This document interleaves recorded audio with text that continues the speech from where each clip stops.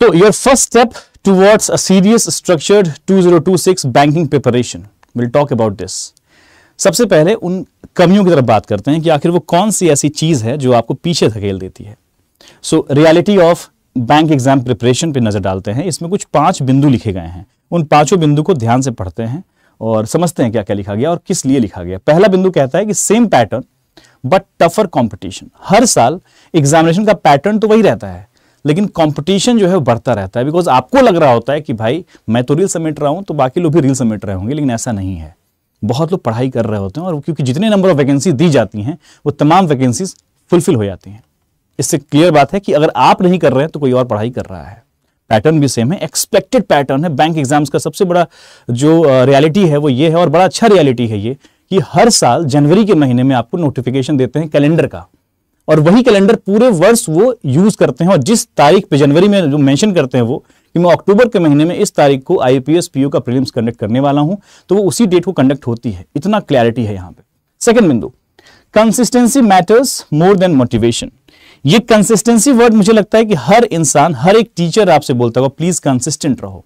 इस कंसिस्टेंसी में आखिर वो कौन सी नजर लग जाती है कि स्टूडेंट एनर्जी में शुरू करता है, शुरुआत के 2-4 दिन तिलक लगा के वो कहता भी है कि मैं कंसिस्टेंट रहूंगा, कुछ भी कर लूंगा लेकिन कंसिस्टेंट रहूंगा, लेकिन वो फिर धूमिल हो जाता है.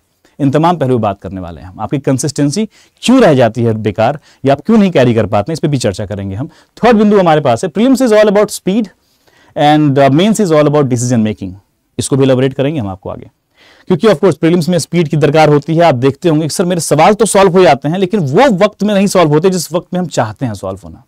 थोड़ा सा वक्त होता है ना तो मैं आग लगा दिया होता है, ये सिस्टम पार दिया होता है. ये वाली कहानी बहुत ज्यादा कॉमन होती है आप सबके मन में. सेंटर से निकलते हुए बच्चे यही बात कर रहे होते हैं प्रीलिम्स एग्जामिनेशन से, लेकिन जैसे मेंस की बात होती है वहां पे डिसीजन मेकिंग से कमी होती है. बिकॉज नंबर ऑफ क्वेश्चन बहुत हैं, सारे नहीं करने हैं आपको. यू नीड टू नो कि कौन से क्वेश्चन करने हैं, कौन से छोड़ने हैं.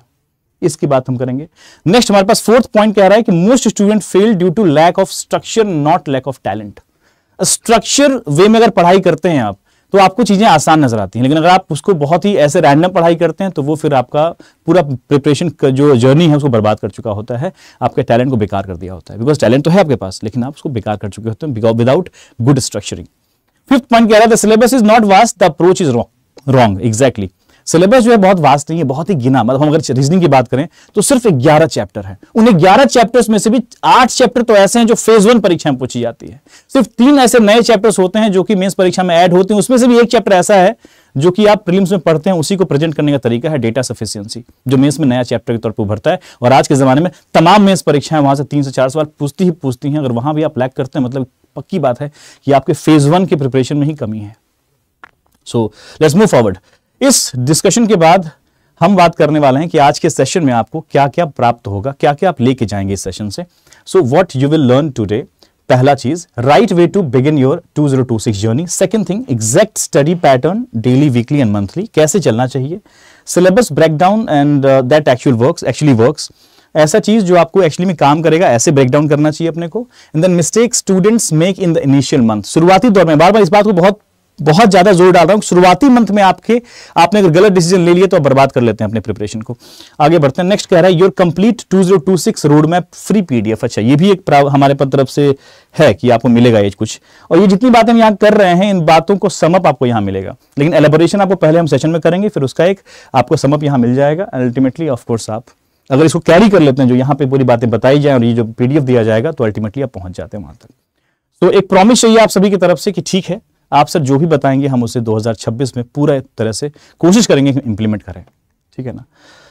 तो मैंने पूरे डिस्कशन को इस बिंदु के तहत रखा है कि ये 4 ऐसे पहलू हैं जिससे आप पूरे जर्नी में अगर सिर्फ इस 4 चीज को, ये 4 वर्ड याद कर लीजिए.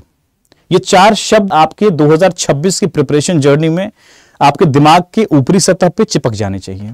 आप चाहें तो उसके दिमाग के अंदरी सतह पे भी आप चिपका सकते हैं, अच्छी बात है. कह रहा है कि 4 pillars of your journey. 4 he pillar हैं भाई, इसको बस कैरी कर लेना लास्ट तक, बहुत मजा आएगा. आप आउटकम देख रहे होंगे. सबसे पहला फेज जो हमारे प्रिपरेशन का होता है वो होता है सीखना. मैं जब ऑब्जर्व करता हूं, क्लासेस में पढ़ाता हूं बच्चों को, चाहे चैंपियन बैच हो या कोई और भी बैच हो, कहीं भी पढ़ाता हूं जब, तो मैं ऑब्जर्व करता हूं कि बहुत से बच्चे हड़बड़ी में रहते हैं, सीखने को लेकर भी हड़बड़ी में रहते हैं. और मैंने इस बात पे लिखा भी है, कभी आपको पता चल जाएगा आगे चल के.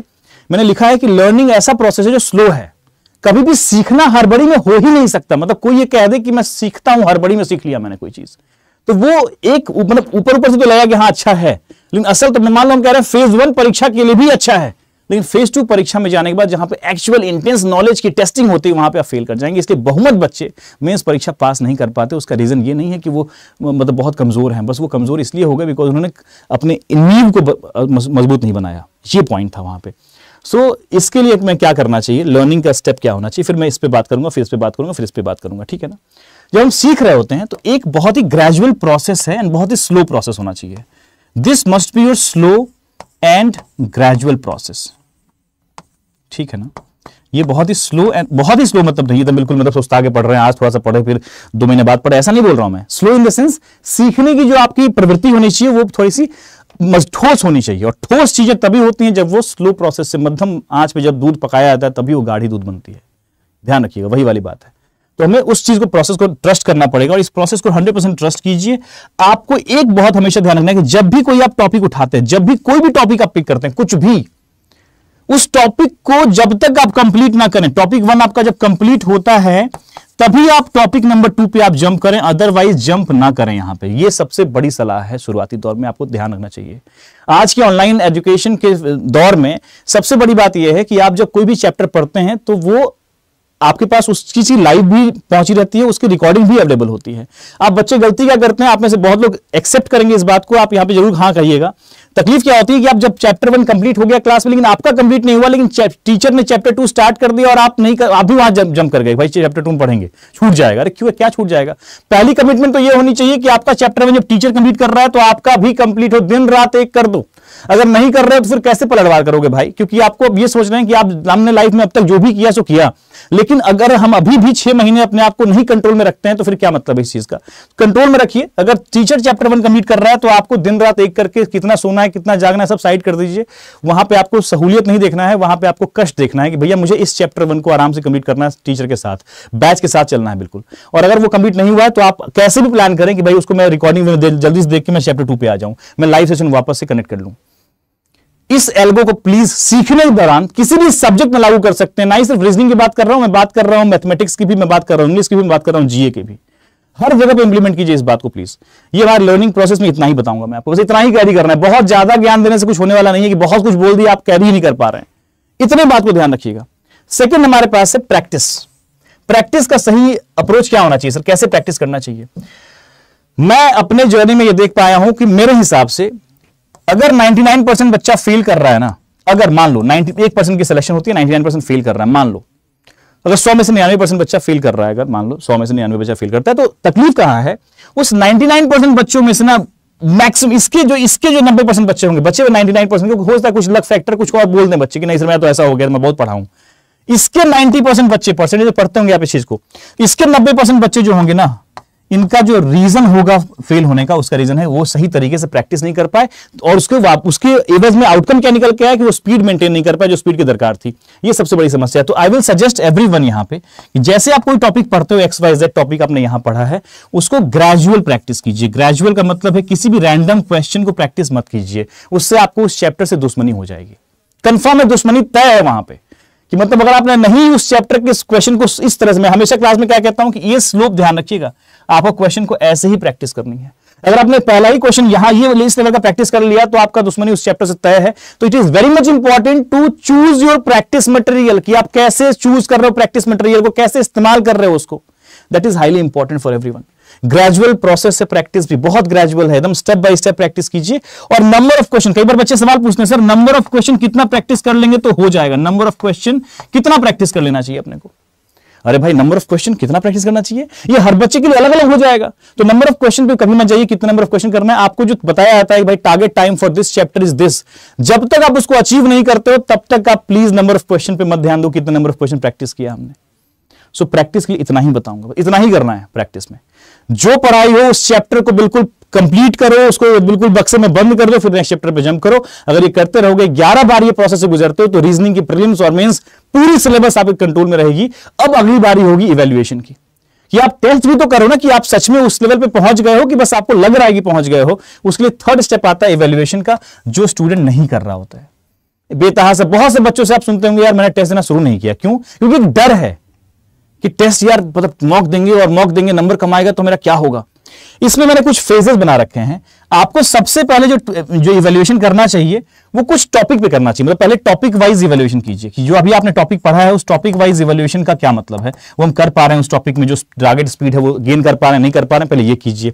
फिर कुछ सेगमेंट है, जैसे हम अगर रीजनिंग की बात करें तो हमारे पास रीजनिंग में क्या होता है, miscellaneous topic, sitting and puzzles और फिर मेंस वाला पार्ट। तो आप क्लब्ड क्वेश्चन यहां प्रैक्टिस करें। जैसे एग्जामिनेशन की बात करें अगर हम लोग, तो एग्जामिनेशन में क्या होता है, एग्जामिनेशन में होता है भैया मिसलेनियस से कितने क्वेश्चन आए थे, 12 क्वेश्चन आए थे। तो you must have the idea to explore those 12 question in 7 minutes. अगर अपनी तैयारी में मान लो उस 12 क्वेश्चन की कॉम्पोजिशन को 6 मिनट में 7 मिनट में कर पा रहे हो कि नहीं कर पा रहे हो, उस बात की जो अगर टेक्निक आपने समझ ली कि मुझे ऐसे प्रैक्टिस करना है, तो आई थिंक आपका इवैल्यूएशन बिल्कुल ग्रेजुअल चल रहा होगा और शुरुआती तो आपको डर भी नहीं लगा कि ऐसा कुछ हो रहा है। टॉपिक वाइज प्रैक्टिस करने के लिए 24/7 के एप्लीकेशन में फ्री क्विजेस भर भर के आ रहे होते हैं, आप यहां से शुरुआत कर सकते हैं, एकदम फ्री ऑफ कॉस्ट चल रहा होता है आराम से। क्लब्ड क्वेश्चन पे आ जाइए। उसके बाद थर्ड, आपको मैं बोल रहा हूं कि आपको डर लगता है ना मॉक पे पहुंचने से, तो मॉक पे पहुंचने से पहले ये सब काम कर लीजिए। थर्ड पॉइंट कहता है कि भाई आप अभी भी क्या करो ना, अब सेक्शन मॉक पे जाओ, अभी भी आप फुल लेंथ में मत जाओ। आप अगर रीजनिंग कंप्लीट कर चुके हो एक लेवल पे तो आप रीजनिंग को उठा लो, सेक्शनल मॉक पे आओ पहले, अब फुल लेंथ मॉक पे आओ प्लीज। अगर आपने सच में ये कर लिया लागू, और कंफर्म कीजिएगा कितने लोग तैयार हैं इस पूरे प्रोसेस से गुजरने के लिए, एक बार मुझे कमेंट जरूर कीजिएगा। फुल लेंथ मॉक पे अब आना। बहुत से बच्चे गलती करते हैं, पढ़ाई की सीधा कहां पहुंच गए, फुल लेंथ में पहुंच गए। भाई तुमने जंप कर लिया ये सब, कहां से तुम्हारा प्लिंथ, कहां से तुम्हारा नींव मजबूत होगा जब तुमने ऐसे यहां पे पहुंच गए सीधा। तो आपने अपने आप को इवैल्यूएट ही नहीं किया हर पहलू पे। इवैल्यूएशन जब बड़ी इमारत बनती है, उसकी जो टेस्टिंग होती है ना भाई, उसकी जो इवैल्यूएशन होती है, कितनी मजबूती है, कितना ऊपर ले जा सकते हो, हर लेवल पे बनाने के बाद पहले टेस्टिंग होती है, हर लेवल पे बनाने के बाद टेस्टिंग होती है, वो करना पड़ेगा आपको। और इस पूरे प्रोसेस को लगातार रिपीट करना पड़ेगा, इस पूरे प्रोसेस को रिपीट ऑल द प्रोसेस। अगर कहीं भी आपको खामी नजर आता है अपने प्रिपरेशन में, repeat all the process without thinking कि मेरे को तो ये आता है, मैं बोर फील कर रहा हूं। नहीं भाई साहब, आपको ना बड़े लेवल पे पलटना है अपनी लाइफ को। बड़े लेवल पे पलटने के लिए आपको दांत पे दांत रख के एकदम, मतलब कि नहीं मन कर रहा है तो भी करना पड़ेगा। जिस दिन आप वो काम करने में सक्षम हो गए ना कि मुझे नहीं मन कर रहा, मैं कर रहा हूं, उस दिन आप ऑटोमेटिक ऑटो पायलट मोड में पहुंच जाते हो। और मैं कई बार बोलता हूं इस बात को कि परीक्षाओं को पार करने का एक तरीका है कि जिस दिन आप ऑटो पायलट मोड में, आप अगर चल रहा है, दिमाग काम कर रहा है ऑटो पायलट मोड में, आपको कोई रोक ही नहीं सकता परीक्षा में सफल होने से। आपको क्या लगता है, हर दिन मुझे पढ़ाने का दिल करता होगा क्या? कभी तो ऐसा होता होगा ना कि यार आज पढ़ाने का दिल नहीं, लेकिन आपको फील होने देते हैं क्या? नहीं होने देते हैं। क्यों? क्योंकि हम ऑटो पायलट मोड में आपको क्लास ले लेते हैं, चाहे प्रीलिम्स का हो, मेंस का, कुछ भी हो। आपको फील भी नहीं होने देते हैं कि भाई साहब मुझे मन नहीं था पढ़ाने का, मैं उसी एनर्जी से, उसी इंटेंसिटी के साथ पढ़ाता हूं, क्योंकि मुझे पता है कि नहीं भाई, मुझे कुछ भी लूज नहीं करना, 1% भी मुझे कमी नहीं चाहिए अपने अंदर, कुछ भी हो जाए। ठीक है, आगे बढ़ते हैं please. Let's talk about all this thing. इस चारों पिलर को आप प्लीज याद रखिएगा, ऐसे ही यूज करना है। Let's move forward to the next segment. मैं बहुत ज्यादा बातें नहीं करना चाहता हूं, लेकिन हाँ, इतनी बातें जरूर करना चाहता हूं, कॉन्क्रीट बातें जरूर करना चाहता हूं कि आप इस सेशन से कुछ लेके जाओ। एटलीस्ट मुझे लगता है कि जितने बच्चे देख रहे हैं, एटलीस्ट इसमें से 10-15% बच्चे ही मेरी बातें समझ जाए कि हाँ यार, ये करना ही होगा हमें। टफ नहीं बता रहा हूं, थोड़ा थोड़ा करो, थोड़ा टाइम तक करो प्लीज। बहुत ही सॉफ्ट बातें हैं यार, प्लीज। दुनिया ने दिखा रखा है बहुत कठिन है, दुनिया ने बता रखा है बहुत कठिन है बे, अरे कठिन नहीं है भाई, आप रुक जाते हो। वो कहते हैं ना कि हम जिंदगी बहुत कठिन है, कहता है कि नहीं नहीं यार, जिंदगी जीना आपने बहुत देर से शुरू किया है, ठीक है ना। जब तक आपका जिंदगी जीना आप शुरू करते हैं तब तक बोलता है कि लौटने का वक्त आ गया, क्योंकि आप सही टाइम पे सब कुछ नहीं कर रहे हैं। तो सही टाइम पे कीजिए ना, थोड़ा थोड़ा कीजिए ना, सब कुछ हो जाएगा। So now it's time to tell you what I am coming with here. लेकिन हम किस चीज के साथ यहां पे पहुंचे हैं आपके लिए, ऑफ कोर्स इन बातों को तो समझाना ही था आपको, और ये बात भी बताना था यार कि हम पूरे साल में, मुझे लगता है कि इतना एक्सटेंसिव स्टडी प्लान कोई कैरी नहीं करता होगा। अब कोई करे ना करे, लेकिन मैं जरूर कैरी करता हूं, मैं इस पे जरूर चोट कर सकता हूं कि हाँ मैं कैरी करता हूं, क्योंकि मुझे पता है कि फाउंडेशन कितना बड़ा चीज है, नींव कितना मजबूत चीज है, मुझे पता है ये चीज। और नींव अगर मजबूत नहीं होगी तो फिर बच्चा कहां से आउटकम निकाल पाएगा यार। सो let's talk about this. A big announcement for this thing like champions. I am revealing something that will decide the direction of your entire 2026 preparation, and that announcement is actually about champions batch 2026। 2026 की champion batch आप सबके सामने है, जिसकी शुरुआत हम बहुत जल्द शुरू करने वाले हैं, क्योंकि हम चाहते हैं कि इससे पीछे ना रहें और ना हमारे बच्चे रहें, हमारे स्टूडेंट सबसे आगे रहें, सबसे आगे चीजों को लेकर चल रहे हों। ऑफ कोर्स चैंपियन बैच भी बहुत सी बातें बताऊंगा, इसके अंदर की फीचर बताऊंगा मैं आपको, क्या क्या कैरी कर रहा है चैंपियन बैच, कैसे आपको कैसे लेके चलना है अपने चैंपियन बैच को, कहां तक पहुंचा देगा चैंपियन बैच को। आपको मैं ये बोलूं कि चैंपियन बैच का स्टडी प्लान जो है वो बताता है आपको कि मैं आपको 50 लेक्चर में पूरा रीजनिंग खत्म कर दूंगा, प्रीलिम्स और मैं सब खत्म कर दूंगा। तो आपको हंसी आनी चाहिए कि क्या बात कर रहे हो यार, 50 लेक्चर में पूरा चैंपियंस का मतलब पूरे रीजनिंग का सिलेबस खत्म कर दोगे आप, प्रीलिम्स और मेंस सबका? जबकि नहीं, ऐसा नहीं है। अब आपको समझाता हूं मैं चैंपियन बैच कहां से कहां तक जर्नी करने वाली है। बस आप प्रॉमिस कर लो कि साहब कुछ भी हो जाए, मतलब दुनिया में कुछ भी हो जाए, हम आपके साथ लास्ट तक चल लेंगे। तो मैं समझाता हूं ये जर्नी कहां से कहां पहुंचेगी। ये जर्नी शुरुआत होगी दिसंबर के महीने से। दिसंबर, जनवरी, फरवरी, मार्च, अप्रैल और मई। कितना महीना हो गया काउंट कर लीजिएगा, 6 मंथ। आप 6 मंथ में आप पूरा यहां तक जब पहुंचेंगे तो फाउंडेशन को कई लोगों ने बहुत ही गलत इंटरप्रेट कर रखा है। बहुत लोगों को लगता है फाउंडेशन बहुत अजीब सी चीज है यार। नहीं नहीं नहीं नहीं, फाउंडेशन मतलब बेसिक चीज है यार। नहीं भाई, बिल्कुल नहीं। फाउंडेशन का मतलब होता है intense preparation of any examination. If you understand the word foundation, that makes sense, that actually talks about the intense preparation of any examination. That अगर बैंक की बात करें तो पूरे प्रीलिम्स और मेंस के सिलेबस की बात करता है। प्रीलिम्स एंड मेंस के सिलेबस की बात करता है ये, ध्यान रखिएगा। आप खुद समझ लीजिए, अगर 11 चैप्टर को कोई इंसान दिसंबर से लेकर मई तक पढ़ा रहा हो तो कितना डीप डिस्कशन होता होगा, कोई चीज बचती होगी क्या? आप खुद सोचिए जरा कि वो कोई ऐसा नहीं कि हमने दिसंबर में 4 दिन पढ़ाया, ऐसा नहीं है, हर एक दिन पढ़ाया। मतलब सिर्फ संडे छोड़ दीजिए, शनिवार को आपका डाउट चल रहा होगा, लेकिन मंडे टू फ्राइडे करते हुए आप कहां पहुंचेंगे? मई तक पहुंचेंगे। मई में भी 5 मई तक क्लास नहीं है। अभी मैं स्टडी प्लान दिखाऊंगा आपको, 29 या 30 मई तक क्लास है आपकी, पूरी लास्ट मई तक है। और शुरुआत कहां से हो रही है? 4 दिसंबर से क्लासेस शुरू हो जाएंगे। एंड आई डोंट वांट कि एक भी बच्चा क्लास मिस करे। इसको 2026 में आगे तैयारी करनी है, 26 में तैयारी करनी है। हो सकता है आप किसी बच्चे का एग्जामिनेशन, कॉलेज एग्जाम हो या कुछ भी हो, please start with that energy यार। बीच में हो सकता है फरवरी में आपका कोई ग्रेजुएशन का एग्जाम हो रहा होगा, एटलीस्ट आप इस 3 महीने में आप बहुत इतने लेवल तक आगे निकल गए होंगे, पूरी फ्रीक्वेंसी आप मैच कर चुके होंगे, बहुत कुछ आप तैयारी करके रख चुके होंगे। ये भी डाउट बच्चों मन में आता है, सर मेरा ग्रेजुएशन का एग्जाम होगा मार्च में, मैं क्या करूंगा? फरवरी में होगा, मैं क्या अभी से कैसे कर लूं? मैं तब करूंगा तब आपके पास सांस लेने का फुर्सत नहीं रहेगा, बिकॉज तब आप सिलेबस पूरा नहीं कर पाएंगे, अधूरा अधकचरे तरीके से आप पहुंचेंगे परीक्षा में, बिकॉज परीक्षा का जो नोटिफिकेशन है वो मई के महीने में आ जाता है।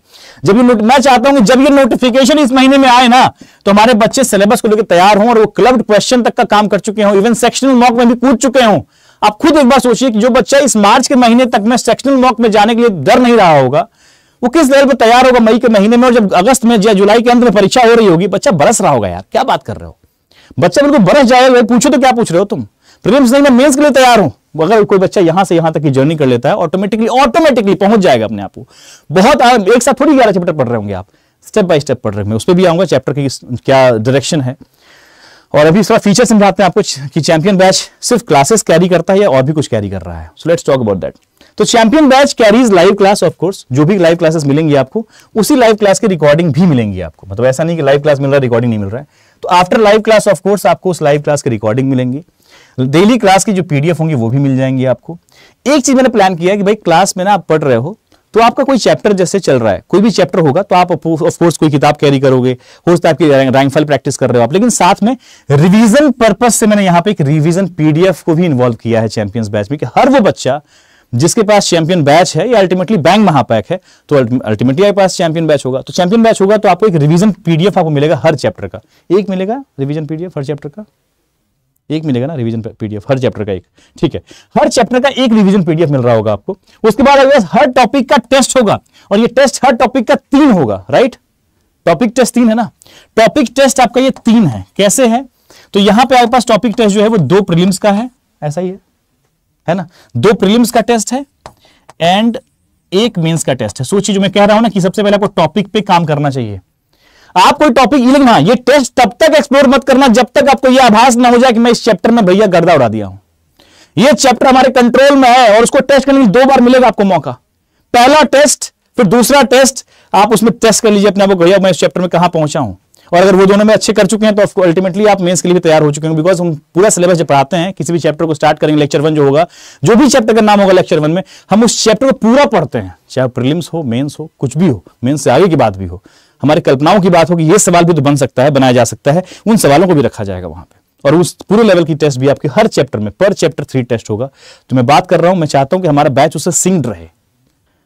मैं बहुत दिल से लिखा हूं भाई, एक एक चीज बहुत काम का है, बहुत काम का है। पढ़िए, सिर्फ इसके टेबल ऑफ कंटेंट पढ़ लीजिए, क्या क्या दे रहे हैं इसमें आपको हम। चैंपियंस कॉर्नर, इसको पढ़ेंगे आपका आधा दिमाग खुल जाएगा। मैसेज टू स्टूडेंट पढ़ लीजिएगा, दिल पिघल जाएगा। 4 पिलर बैंक के पढ़ लीजिएगा कि भैया क्या है, वो जो हमने बताया वहां पे उसको एलेबोरेट किया गया, उसको पढ़ लीजिए, मजा आ जाएगा। हाँ बस यही तो कर लेना है। How to use champion batch, इस बैच को कैसे इस्तेमाल करना है आपको उसको वहां मिल जाएगा। एग्जाम के इनसाइट, हर एग्जामिनेशन के क्लोजर जो ऑब्जर्वेशन है उसको बताया गया यहाँ पर। हर एग्जाम की जो 6 मेजर एग्जाम हमारे बैंक में है, वो 6 मेजर एग्जाम के बारे में बताया मैं यहाँ पर। Closer observation of bank examination, उससे बाकी एग्जाम का भी रेफरेंस मिल जाएगा। वो एग्जाम के नाम यहाँ लिखे हुए हैं। मैंने यहाँ पे टाइम लाइनर भी दिया हुआ है कि किस महीने में आपको कहां तक पहुंच जाना चाहिए, इसलिए इसका नाम क्या है, रोड मैप। दिसंबर से शुरुआत करते हुए आपको फरवरी में कहां होना चाहिए, पहले 3 महीने में आप क्या कर लेने चाहिए, वो भी लिखा हुआ है इसमें। आपको मार्च अप्रैल मई, मार्च से लेकर मई तक में कहां होना चाहिए आपको, उसकी भी यहां पर लिखित जानकारी दी गई है इस टाइमलाइनर के अंदर कि आपको ऐसा कर लेना चाहिए भाई। आपको जून जुलाई अगस्त में क्या कर रहे होने चाहिए उसके बारे में भी यहां पे लिखा हुआ है। अगले 2026 के महीने अगस्त में क्या कर रहे होने चाहिए हमारे चैंपियन स्टूडेंट, उसके बारे में लिखा हुआ है। आप सितंबर अक्टूबर नवंबर में क्या कर रहे होने चाहिए उसके बारे में भी यहां लिखा हुआ है। ठीक है ना। अपनी कुछ कविताएं भी यहां पर मेंशन किया हूं मैं, जो पढ़ेंगे तो आपको बीच बीच में ऊर्जा देता रहेगा। ठीक है यार, मैं फिसल रहा हूं, मैं कुछ भी, मैं डिमोटिवेट फील कर रहा हूं, तो मुझे बस इस पीडीएफ में आप ढूंढ लीजिएगा।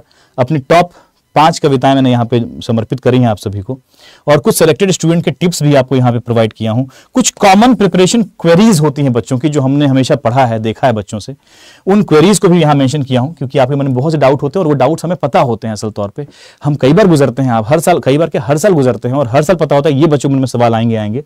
उन तमाम सवालों का जवाब भी इस पीडीएफ में लिखा हुआ है। बाकी इंपॉर्टेंस ऑफ रैंक फाइल, एक रैंक फाइल प्रोडक्ट है जो मैं हमेशा आपको देता हूँ, एक बड़ा अच्छा चीज़ है वो। इसका भी इजात इसीलिए किया गया था, उसके बारे में बताया गया कि आखिर वो कैसे आपको फाइल प्रिपरेशन ब्लूप्रिंट फिर लास्ट में दिया गया। तो ये है पीडीएफ की कहानी। तो ये पीडीएफ अब फ्री ऑफ कॉस्ट मिल जाएगी। कहाँ मिलेगी बता दूंगा मैं आपको, फ्री ऑफ कॉस्ट है सभी में, कोई कुछ भी नहीं है, नो हिडन चार्जेस, नथिंग। ये आपके लिए गिफ्ट है कि अगर आप हमें इतना वक्त दे रहे हैं तो पहले समझिए कि आपको क्यों मेरे साथ चलना चाहिए, क्या दिशा में आपको दे पा रहा हूं, मैं जितना बोल रहा हूं उन बातों पे आप कितना विश्वास करें या फिर क्या ट्रस्ट करें या क्या आप किस तरह से। लेकिन उन बातों को मैंने यहां भी लिख रखा है बहुत अच्छा और भी एक्सटेंसिव, बिकॉज मैं इन बातों को बोलना चाहूंगा तो शायद 2-3 घंटे लग जाएंगे। इसमें जितना बातें बोल पा रहा हूं, समझा पा रहा हूं, समझा रहा हूं इस वीडियो के जरिए, लेकिन उसके बावजूद हमने यहाँ पे लिख रखा है सब कुछ। ठीक है, और कोई चीज हमारे पास है बताने को बच्चों को? ठीक, सबसे पहले आपको स्टडी प्लान दिखाता हूँ, इस चैंपियन बैच का स्टडी प्लान। ठीक है, ये तो स्टडी प्लान नहीं है, यहाँ है क्या? नहीं, यहाँ है क्या? यहाँ है, सॉरी। ये है आपका स्टडी प्लान चैंपियन बैच का। ये ड्रीमर्स 2026 स्टार्ट हुआ कब से? 4 दिसंबर से, मतलब क्लासेस 4 दिसंबर से स्टार्ट हो रही हैं, और इसकी टाइमिंग रहेंगी 12:30 से 2, 12:30 से 2। लास्ट ईयर भी चल रहा था चैंपियन, इस साल भी 12:30 से 2 ही चलेगा, और ये 2 से 2:30 जा सकता है क्लास, ये ध्यान रखिएगा, पहले से बता दे रहा हूँ आपको मैं। तो ये आपका पहला सेगमेंट आप कंप्लीट कर रहे हैं, सेकंड सेगमेंट कंप्लीट कर रहे हैं। ये हम पहुँच गए हैं कहाँ पे? फरवरी महीने में पहुँच गए हैं, मार्च में पहुंच गए हैं, ये हम अप्रैल में पहुंच गए हैं, ये हम अप्रैल चल रहे हैं अभी लेके मई पहुंच गए हैं। मई के 29 तारीख तक आपकी लास्ट क्लास है अभी तक। आप याद कीजिएगा, लास्ट और किसी बच्चा 2025 वाला चैंपियन बैच का हो, जो भी हमने प्लान किया उससे आगे ही तक पढ़ाई करी है हमने। ठीक है ना, उससे आगे तक पढ़ाई करी, उससे कम नहीं पढ़ाई करी है, ज़्यादा ही पढ़ाई किया हर साल हमने। तो अभी फिलहाल का जो स्टडी प्लान है उसके अकॉर्डिंग हम 29 मई तक पढ़ाई करने वाले हैं। लेकिन मुझे लगता है कि अगर हम सब कुछ, हम भी डिसिप्लिन चलें, कुछ खुदा ना खासा कुछ गड़बड़ हो तो हम शायद 29 मई तक कंप्लीट कर लेंगे।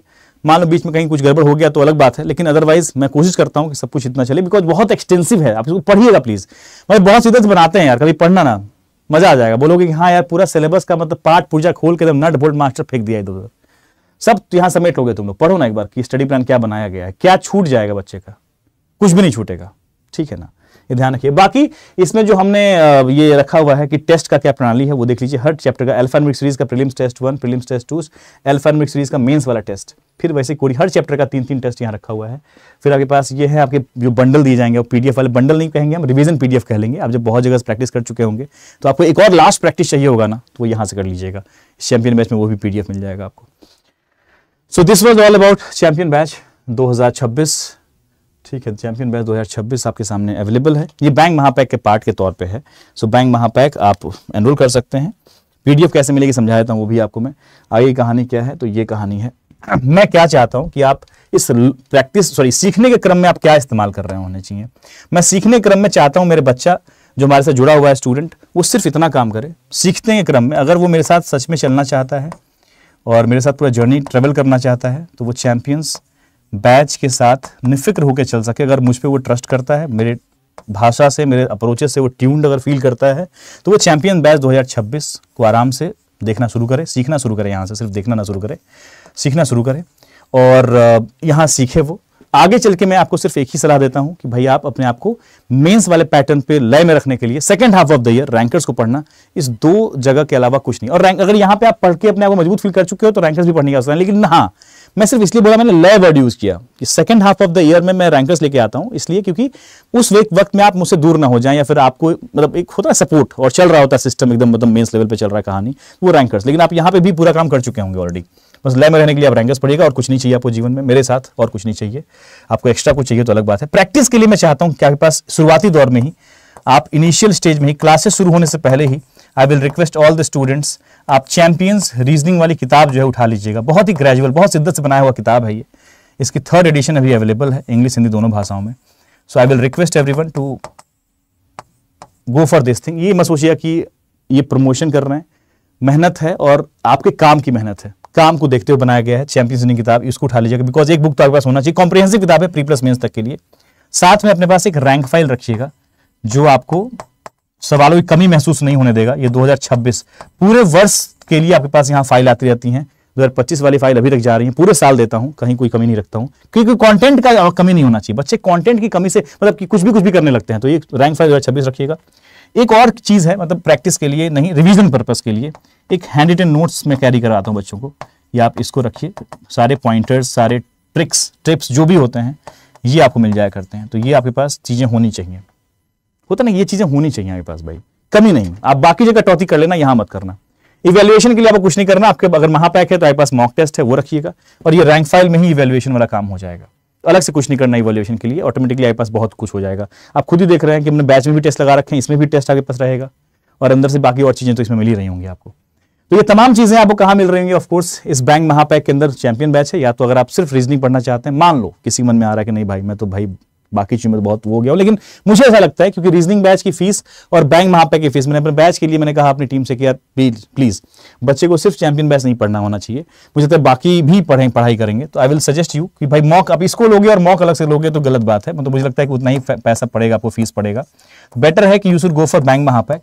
You will get bank Mahapack I think on 1999, क्योंकि ये चीज़ खत्म हो गई थी, लेकिन मैंने कहा कि नहीं, इसको करवा देना चाहिए फिर से एक बार अपने चैंपियन बैच के लिए, ताकि बच्चे बैंक महापैक में एनरोल करें। तो ये सिर्फ बैच नहीं मिलेगा आपको, ये बैच तो मिलेगा ही, बाकी सारे फाउंडेशन मिल जाएंगे, आपके लिए ओपन हो जाएंगे। साथ ही साथ जो रैंकर्स मैं बोल रहा हूँ सेकंड हाफ में पढ़ाऊंगा, मैं चाहता हूँ एग्जाम के समय में आप रैंकर्स से पढ़ते रहें, मतलब लय में रहें आप, वो बैच भी आपको इस महापैक के साथ मिल जाती है, और बाकी भी मेंस बैच मिल जाते हैं। तो सब कुछ ओपन हो जाता है आपको, ठीक है ना। सो मेरा रेफर कोड है Y188, इसका इस्तेमाल कर सकते हैं। बाकी सब ठीक है, थैंक यू। आई थिंक सब कुछ मैंने बता दिया है, कुछ मिस तो नहीं हुआ मेरे तरफ से, कोई इन्फॉर्मेशन। रैंक फाइल 2026 कहाँ से मिलेगा? रैंक फाइल 2026 ई बुक सेक्शन में मिलेगा आपको। मैं सबका लोकेशन बता देता हूँ आपको, तो अपने हिसाब से आप देख लीजिएगा। और फिलहाल ये जो चल रहा है ना, ये आपका जो ब्लैक फ्राइडे कोई भी ऑफर है, इसका लाभ उठा सकते हैं आप। और इसका ही इसी बोल रहा था मैं कि अब वो करवा दिया गया, रिलैक्स। सो बाकी मैं आपको एक बार बैच पे लेके चलता हूँ। व्हाट इज द, ये बैच है पास, बैच की फीस आपकी पड़ रही है फिलहाल मैं देख लेता हूँ कहाँ फीस कितना पड़ रहा है। तो बैच की फीस वैसे बहुत, अब सोचिए 6 महीने आप पढ़ रहे होंगे, मतलब 6 महीने पढ़ने का मतलब समझते हैं क्या होता है, बहुत डीप पढ़ाई कर रहे हैं आप। तो इस बैच की फीस आगे पड़ेगी 1199 रुपये। और अगर आप थोड़ा सा और मतलब आप क्वाइन यूज करते हैं, एप्लीकेशन का इस्तेमाल करते हैं, तो इट विल बी लाइक 1150 रुपये, 1100 ऐसा कुछ आ रहा होगा, 1140 रुपये। तो बहुत ही सस्ती पढ़ाई हो गई भाई, पढ़ लेना बस लास्ट तक। कोई नहीं कह सकता कि पढ़ाई महंगी है आज के ज़माने में, ठीक है। एक और चीज़ है कि आपको ये किताबें कहाँ मिल जाएंगी या फिर रैंक फाइल कहाँ मिल जाएंगी। अगर किसी को चाहिए कि भाई मुझे भी किताबें मैं मंगवा ही देता हूँ, ऑफकोर्स मुझे लगता है मंगवा लेना चाहिए, बिकॉज जिस दिन चैप्टर 1 पढ़ाई हो रहा हो आपके पास किताब हो, सिंपल सी बात है, क्यों आप टालेंगे भाई। This is your champions book, this is your handwritten notes. इसकी भाषा अंग्रेजी हिंदी दोनों में ही है, हिंदी वाली किताब भी कहीं आसपास ही होगी, हिंदी भाषा की किताब भी होगी कहीं पे। सो इसको देख लीजिएगा नीचे जाके, चैंपियंस के नाम से होगा हिंदी में भी किताब, काफ़ी नीचे दिख रहा है, हमें कहीं दिख नहीं रहा है, होगा कहीं ना कहीं तो होगा ही यार, बट सर्च कर लेना आप, ठीक है ना। हिंदी भाषा में भी अवेलेबल है यार, है मेरे नजर निकल गया क्या पता नहीं, ठीक है मैं बोल दूंगा टीम को, वो ऊपर करवा देंगे, उसको देख लेंगे अगर वो ऊपर आ सकता हो तो। बाकी इंग्लिश लैंग्वेज में है, इसका हिंदी लैंग्वेज भी आपके पास अवेलेबल है। और आप कुछ पूछना चाहेंगे रैंक फाइल कहाँ मिलेगी, तो ऑफकोर्स सारी चीज़ें आपके पास अवेलेबल हैं। No misjudgement should be there, कोई मिस जजमेंट मत करना। ये रैंक फाइल 2026 है, पूरे साल आपको कंटेंट प्रोवाइड करेगा ये। साथ में ये प्री प्लस मेंस तक के लिए ध्यान रखिएगा, बहुत कंटेंट होता है, इसको बस यूज कर लीजिएगा। इसके लिए भी सेम आप रेफरल कोड इस्तेमाल कर सकते हैं। That's all from my side in this session. I hope मैंने सबको बताया। अच्छा पीडीएफ तो बताया नहीं कहाँ मिलेगा पीडीएफ, यस सॉरी, तो मैं पीडीएफ बताता हूँ कहाँ से डाउनलोड करेंगे आप। अड्डा 24/7 एप्लीकेशन आपके पास है, नहीं है तो इंस्टॉल कर लीजिएगा तुरंत। आप अड्डा के ऐप पे जाएंगे और ऐप पे नहीं मिलेगा, आप डाउनलोड कर सकते हैं अपने पास, प्रिंट आउट भी निकलवा सकते हैं, मैं इतना कह रहा हूं। डाउनलोडेबल है, प्रॉपर डाउनलोडेबल, ऐसा नहीं कि आपके फोन में रहेगा, ऐसा नहीं है, आप उसको डाउनलोड कर सकते हैं। कहां पे जाएंगे आप सर्च कीजिएगा चैंपियन बैच, तो इस चैंपियन बैच पे पहुंचिएगा ना तो आपको यहां मिल जाएगा। और यहीं पे जाके आपको 2-3 काम करना चाहिए मेरे हिसाब से। एक तो स्टडी प्लान चेक कीजिएगा, अपने हिसाब से बैठ के पढ़िएगा कि स्टडी प्लान क्या कहता है असल तौर पे, कैसे पढ़ाई होने वाली है। और here is your champions road map, please ये रहा आपके पास यहीं पे, है ना, ओवरव्यू के जस्ट नीचे आप देखेंगे तो हियर इज योर। अब इसको हम क्लिक करते हैं, डाउनलोडेबल PDF आपके सामने अवेलेबल है, आप पढ़िए इसको, आराम से पढ़िए, बढ़िया तरीके से पढ़िए, कोई दिक्कत नहीं है, सब कुछ गिवन है। अब मैं तो सिर्फ इतना बोलूंगा कि इसको सिर्फ जैसे ये एक मैसेज टू स्टूडेंट है, पढ़िए, इतना छोटा सा मैसेज लेकिन कितना कुछ कह देगा, अब मजा आ जाएगा पढ़ के, ठीक है ना। सब कुछ अवेलेबल है इसके अंदर, आप पढ़िए, हर एक चीज़ को बताया गया है, कैसे कैसे यूज़ करना है, कैसे मूव करना है। हर चैप्टर को मैंने कलर कोड दिया है कि किस चैप्टर को आप कैसे माइलस्टोन 1 क्या है, कैसे कैसे मूव करेंगे, हर चीज़ बताया गया है इसमें। बहुत अच्छे से आप इसको फॉलो कीजिए, पढ़िए, एक दिन खर्च कीजिए इसको पढ़ने में। 4 तारीख से बैच स्टार्ट है, उससे पहले आप यहाँ से दिल से, हृदय से तैयार हो जाइए कि भाई साहब कुछ भी हो जाए, मुझे पूरा ट्रैवल करना है लास्ट तक। और आप मतलब होता है अल्टीमेटली ऑटोमेटिकली आप पहुंच जाएंगे वहां पे।